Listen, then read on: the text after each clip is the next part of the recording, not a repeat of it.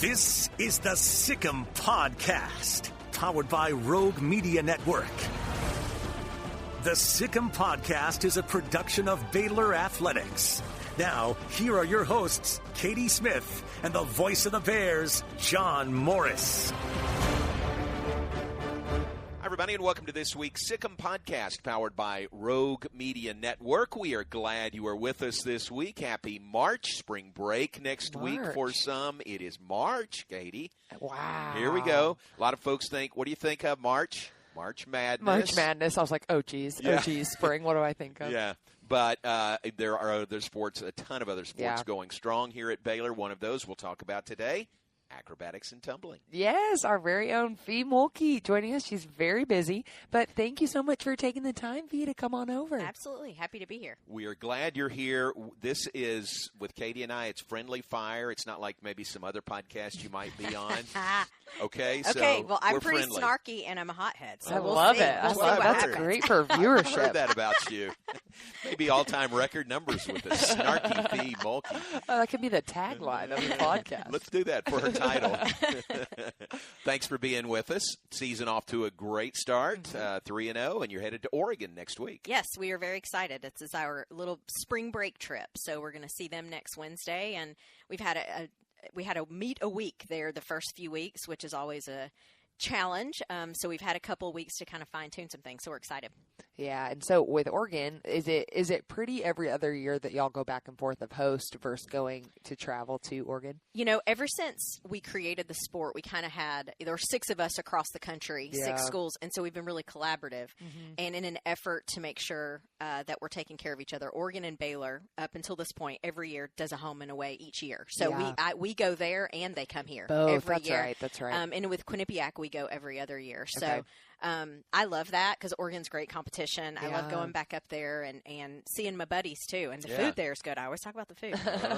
But, you know, we're going to have some regional competition in the next few years. So I'm not sure how long it will play out this way. Yeah. So we're going to enjoy it while we can. Yeah, that's awesome. What's your go-to? What's the place you really have to go eat in Eugene? These people I should be an influencer. I am not. Well, you are. Yeah, you are. I should be. I think she is. Off the Waffle. Oh, really? Off the Waffle. Off the Waffle is my name. Absolute number one go-to. I don't even know if we're going to have the opportunity to eat there as a team because of the way our schedule goes out, but I love it so much that I tell my husband all the time that he should open an Off the Waffle in Waco. Oh. I found a building. I think it would be.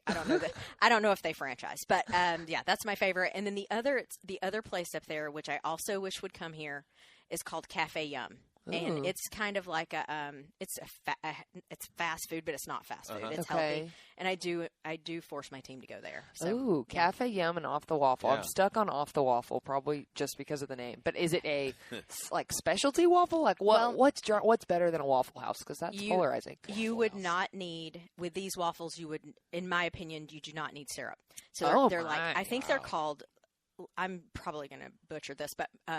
Liege waffles or something like that. But the cool thing about the place is they put all these flavors together that you would never think would go together. So like Havarti cheese, caramelized red onions, you know, like these random food. Like the one I used to get, the name of it was No Really Though, and it was like had pears and cheese. Pears on a waffle. I'm telling you, if you ever make it to Eugene, you have to go there. It's my absolute favorite. I'll do it and try something that you don't think that you would like. Okay. As far as you know, that's the only one though. There's 2 in Eugene. 2 in Eugene. Okay. Very cool. And Cafe Yum. I want to say I've seen that somewhere. I don't know where. It may be in other places in Oregon, but that's a franchise. Okay. So, yeah, that's my other favorite. I've seen it somewhere. Yeah. All right. You are an influencer, so this will help. Oh, man. Going to You've Eugene. influenced me today. I have plans to go. Do you, from your previous time working there, it's been a few years now, but are there still people there, maybe in athletics or maybe just friends there in Eugene that you get to see? Yes, I do have friends in Eugene. Some people in athletics, but even the ones who have left Eugene are still, and a lot of them in Portland and Oregon, so they'll come down and don their Baylor gear at next Wednesday. Love it. Yeah. Yeah. And, of course, I force that. If they're not playing anymore. It's expected, exactly. And are you in the Matthew Knight Arena? We are. Oh, yeah, good. it's a great facility. It is really nice. Yeah, really cool. With How the trees does on the floor. how does it compare to the Farrell Center in terms of like setup for acrobatics and tumbling? You know, the Matthew Knight Arena is beautiful, fantastic. Fun fact, my name and picture of 2 wiener dogs are on the beams in the ceiling. Whoa! I was there in the when they raised the last beam. I think that's and so I signed my name and then drew a picture of 2 wiener dogs because I always have That's amazing. 2. So anyway, I love Matthew Knight Arena. It's beautiful. I actually prefer the Farrell way the setup is because our bleachers come all the way down, really close to the floor, so the fans are right on top of you. Okay. And the difference in Eugene is in Matthew Knight is the fans are a little bit farther away, and it's still a fantastic facility, and I love it. I prefer when they're right on you, like we are here. So. That's awesome. Very cool. And your team going there to take on Oregon, coming up this Wednesday. They'll be here. Oregon will on April 1st, so that'll be fun. Your team, the season so far, 3-0 start. Do you feel like I know you want to, gradually, or maybe not gradually, you want to improve every meet and be better, peaking at the end of the year. You feel like you're on that path? We are. And, we haven't had a clean meet. We've had some really clean areas so far, but we haven't had a super clean meet all the way through. So we've made some adjustments, and hopefully this next week we will have, and it doesn't have to be perfect, but it needs to be a clean one. And it's fun to see some of our, some new skills and some new people in some heats. And that's what I love about the journey of our year. You don't see the same, many times you don't see the same people at the end of the year as you do at the beginning of the year. So you'll see some different people in different events this Wednesday. And we've, really worked on our tosses, not our strong point, but it's becoming our strong point, and probably see some new faces in tumbling. So I think we're on a good trajectory. Yeah.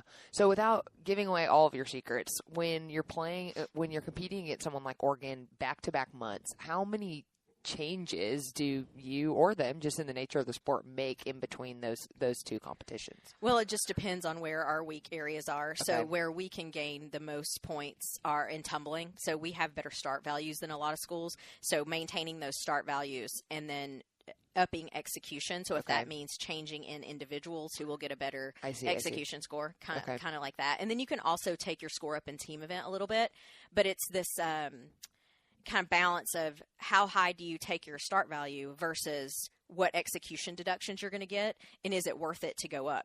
So right now our start value is right at a 108, a little bit over a 108. And I think, most people, I think we're within 4 or 5 tenths of a couple of other teams. I don't know where Oregon lands in their team event start value, but we could take ours up exponentially. But would it be worth it? I see. Execution-wise. So that's always kind of a balance, and that may be something that we can change. Yeah.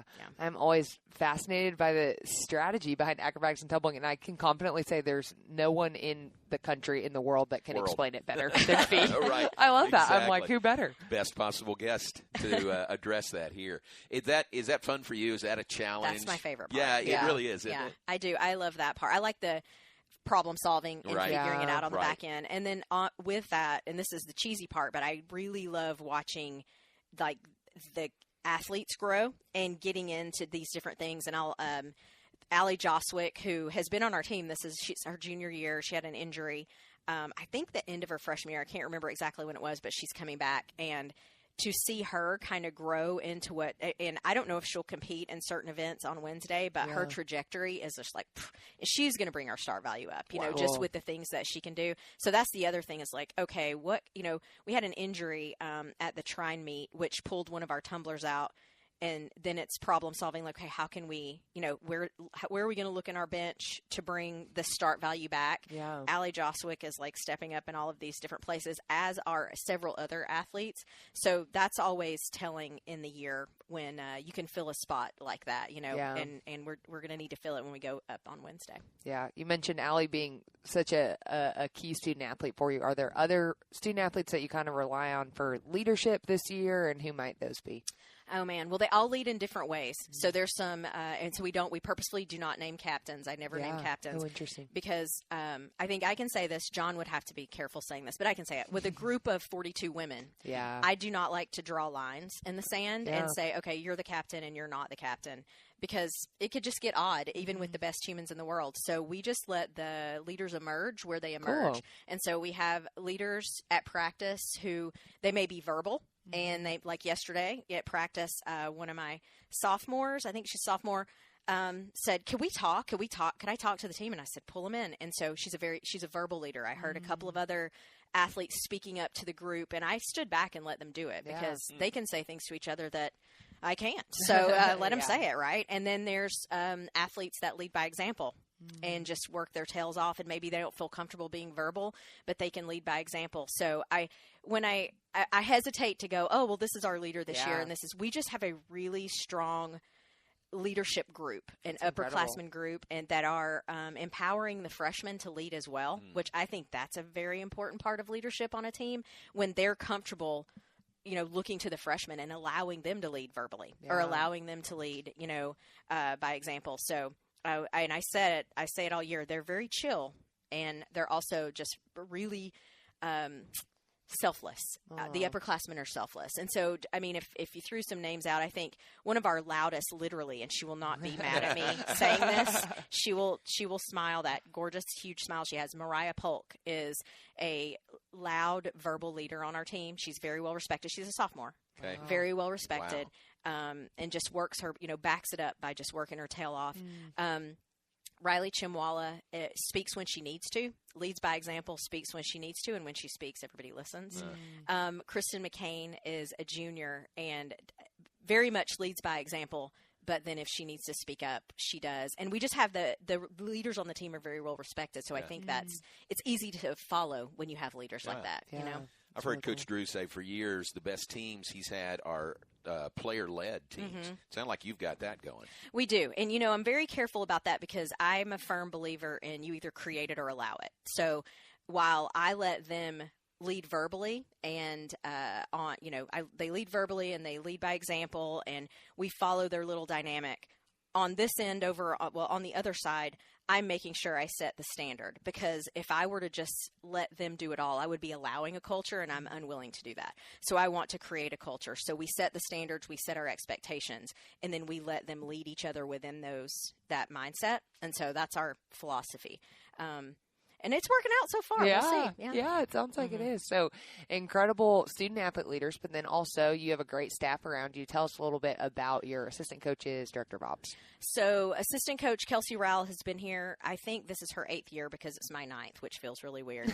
So she was on my team at the University of Oregon. She was on my very first team at Oregon. I stole her from Oregon State. This is a very big deal because her family's was very much into Oregon State, but she has been with me for 8 years, and she's wonderful. Courtney Oates, which is weird to say, former Courtney Pate. Yeah. This is her first year back at Baylor with us, and she's a former Bear. And I think she graduated in 2016, and she started 2 programs, one in West Virginia Wesleyan, started that program, came down and started a program at Mary Hardin Baylor, and then I stole her. So it is what it is. It is what it is. Yeah, I love it. She's doing great, and is the nicest person I've ever met. She makes me want to be a better person when I'm around her. I'm like, Courtney. Very nice. Yeah, isn't she the sweetest? She is so sweet. And then Treasure Fields basically just runs everything. So if that's not the mic drop, Treasure Fields does it all. I'm so impressed by Treasure. She is just the best. I always, when we're meeting people and new recruits and stuff, I'd say, I coached Coach Rowell, and I coached Coach Courtney.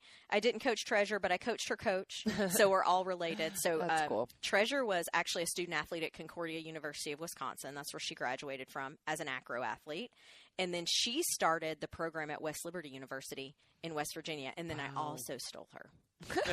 I'm sensing a theme here, J-Mo. You keep saying stole these people, but they came willingly. They did. They were drawn to a really good product. Yeah, sure.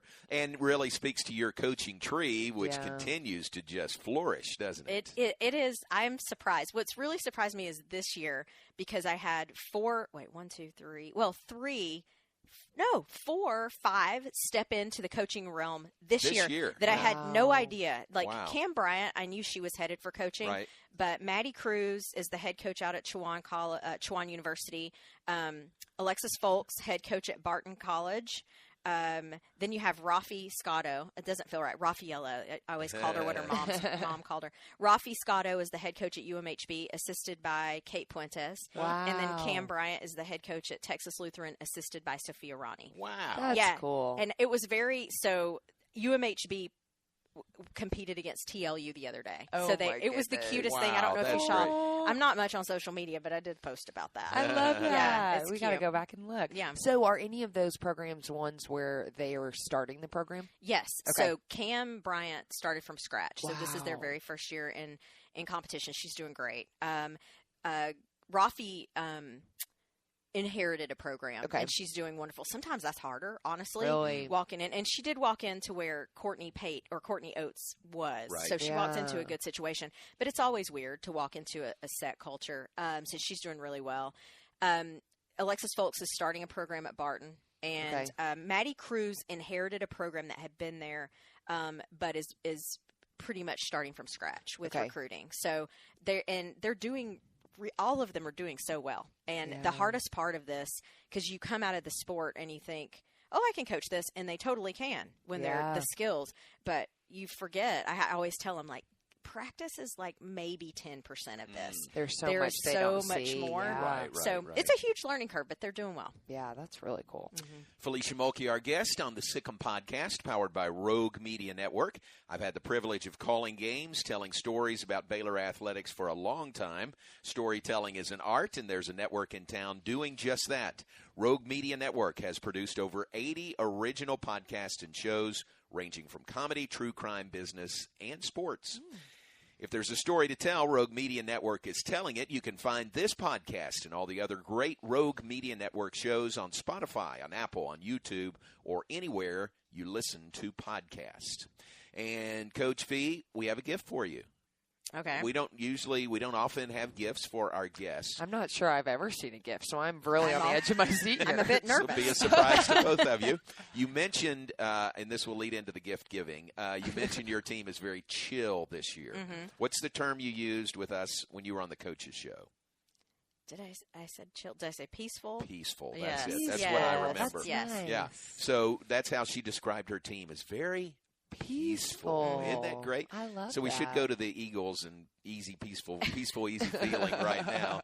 But the last time you were on the coaches show, it was you and Coach Collin, Nikki Collin, were on there at the same time. We take questions from the audience. Very Katie, fun. as you know, and here's a question that comes from the back of the room, and it's from Nikki. Oh, and wow. It's actually our First Place Foods Ask the Coach question. First Place Foods. That's a darn good pickle. Yes, That's what it is on the coaches show. But the question from Nikki says, peaceful or zen? Really? How? So there you go. There Thank you is so much. framed question. I love it. From Really? the coaches show. How? This is I wonderful. love that. Don't you think every coach would say, really? How? I mean, there's challenges, but the less so this year. This is so cute. You know, I have a framed from when Miss Girl made her debut, too. So this is going to go into my collection. That's So right. thank you very That's much. I will treasure it. Very good. Yes. So what Very was good. the answer to the question? That's right. How? Let's repeat that. We answered it earlier. It's that Okay, upperclassmen leadership. Yes, it's yes. the upperclassmen leadership for Man, sure. that's special. That really is unique. How Really cool. Yeah. Yeah. And isn't that great? I mean, for a coach to have that feeling about their team and that feeling from their team.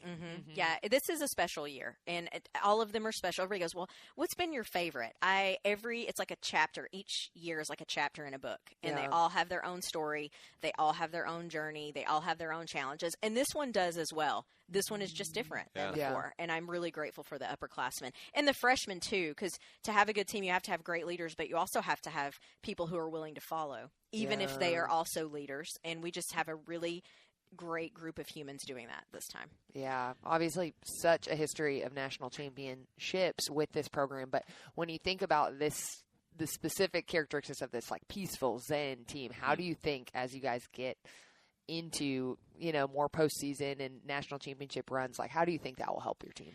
I think it will help, and then it will also create a challenge too. Because I'm watching them at practice already overcome this, and the people that need to step up and speak will step up and speak. But the mentally toughest team will win. And in our sport, there's a lot of, and when I say mentally tough, people think a lot of times, that Twitter will tear you up for saying mental toughness, right? Because they're thinking, oh, they have to play through injuries and they have to play through that. That's not what I'm talking about. I'm talking about poise under pressure.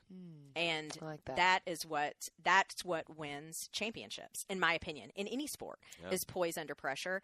And this team will have a leg up on that because they take everything. So they don't take themselves too seriously, but there's still a few on the team that are figuring out how they compete. And I think that's really, part of peaking at the right time. But I think poise under pressure, that's what we're seeking as we get into the postseason. And we're there. I mean, we're going to get there. Yeah. We have a leg up. I don't know if that makes sense. I don't know if I answered your question. You did beautifully. Okay. No, it's very good. Could you, this is obviously your background. This is your wheelhouse, acrobatics and tumbling. I can't imagine the sport without you in it. But could you, with a little bit different mindset, coach another sport? Have you ever thought about that? I think that I could, but I don't, I would not know. I am fascinated by humans and by their interaction and pulling humans together from all these different backgrounds and then having them work toward a common goal. Right. That journey is fascinating to me, and I think it's why I keep coaching. I feel like that's in any sport that happens. So I think I could do that in any sport. I just wouldn't know the X's and O's. I would have to hire Nikki Cullen, who knows the X's and O's. But at the same time, I think there's so much pressure on I don't feel a ton of pressure in my sport other than what I put on myself. Right. And I want to acknowledge that I feel like a lot of our sports, there's so much pressure on them, so much pressure to win, so much pressure, public opinion, da-da-da-da-da. I don't get that yet. I hope that I retire before people care enough about my sport or know enough about my sport to voice their opinion about my sport. Yeah. But I can't imagine doing Nikki's job or Scott Drew's job. It's also a different sport, so that those athletes are coming up into this differently. You got to remember, a lot of my athletes didn't know this was here. So there's a lot of gratitude when the entitlement hits our sport. I also hope I'm retired to my wiener dog farm by then. But we'll see. So have you seen any change in that just as the sport is growing so much? Just in, the switch of, hey, 4 or 5 years ago, it was all brand new. And now, kids are growing up seeing this, watching it, supporting y'all. Have you seen a little bit of a change in that pendulum? 100%. And so I actually ask my team usually every year at the beginning of the year, how old were you when you knew about acrobatics, when you found out about acrobatics and tumbling? And back in the day, I guess we've been doing this, 13 years. It was, last year, or when I was a junior in high school. Right. More often than not now, people know about it earlier. And I think it's going to keep going like that. Yeah. I would like to believe we haven't hit. I still feel the gratitude piece on my team. I think we work for that. But, it's completely changing. And then we're about to grow exponentially. And so who knows where we'll be in 5 years. And I might not be talking about Zen in 5 years, John. I might be using different words. Yeah. That's fair. Talk about the growth of the sport, where we stand now. Are we at 51 schools? Is that right? We are. We're at 51. We're at 51 today, but I was on a call yesterday with the school. I behind the scenes, and I hate to be cryptic about it, but behind the scenes, I know we're definitely going to add one here in the next month, and I would guess probably 4 additional, potentially before the summer. So we'll very, very quickly be moving that needle even more. And it's they're all in the exploration stage, and then they're just going to all hit at one time. So my goal. Obviously 100 down the road, but we could very realistically be at 65 schools with the sport by Christmas. Wow. That is realistic. By Christmas. Yeah, just with them announced, right? So that doesn't mean that a lot of times they'll announce, Duquesne announced a year ago, and they're just now hiring a coach. Okay. They'll recruit a year. So, but the commitment, the school's actually making the commitment, we could very easily be at 65. Wow. Yeah. And to remind people, emerging sports status with the NCAA, you're at 51, but you have to go through a full year with at least 40, right? Competing, yes. And then the NCAA steps in or puts it on their agenda to make you a full-time sport, which is great. Yeah. It's closer than it's ever been, and it's definitely going the right direction. Right. So we've been on the emerging sport list since 2020, and at 51, we'll have to have 40 competing in a regular season. This year we have 36 because we added, I think, 11, 12, 13 schools in 2022 alone. Wow. So those schools are in their recruiting year. Yeah. So they're obviously not going to compete this year. So it's literally just a matter of time. And then we're considered an NCAA sport now. When we get to the 40, it'll kickstart NCAA legislation to move us to championship status. So I'm looking forward to that. I think that'll be just another kind of, benchmark for sure. Yeah. And then just another piece of legitimacy, I think, for the sport. Yeah, as you've served in that role with the NCATA of expanding the sport, what does that kind of behind the scenes look like? Like when I feel like she's just brushing past like, 12, 13 more. And I'm like, how many meetings? Like, what is the behind the scenes that you can let us in on of what that process looks like? Lots of outreach. And now it used to be me just not, theoretically and metaphorically knocking on doors, but me sending emails and annoying the crap out of people and getting tons of no's. Now it's responding to interest because there's a lot of people out there that know about the sport, and then also continued outreach as well. And so I'll set up right now doing Zoom calls. When I was at the NCAA convention, I met with schools in person. Cool. And that's always great. But now, like yesterday, I presented to an athletic director, a senior women administrator, and the vice president to a school.